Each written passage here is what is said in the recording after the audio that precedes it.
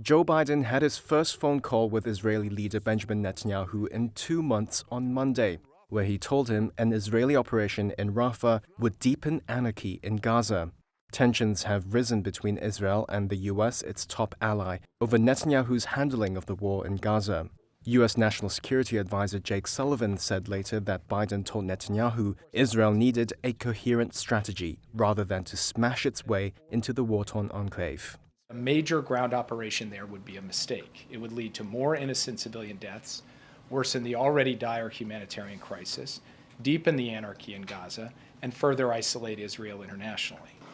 On Sunday, Netanyahu had reaffirmed his pledge to push into Rafah in Gaza's southern tip, where more than half of the territory's 2.3 million residents have been sheltering to escape fighting farther north.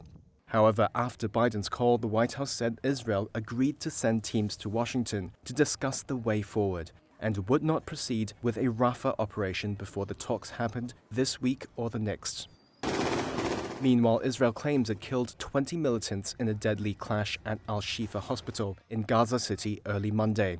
In video from Israeli forces, Israeli soldiers could be seen firing their weapons and moving into the compound. Gunshots and explosions were heard in eyewitness footage of the raid, which Israel says also resulted in the death of a top Hamas operative. Israel says more than 200 terrorist suspects were apprehended in Al-Shifa. Gaza's Hamas-run health ministry said the Israeli raid led to multiple casualties and set off a fire in one of the buildings. Fighting in Gaza continues to take a toll on civilians, cutting off food supplies for thousands.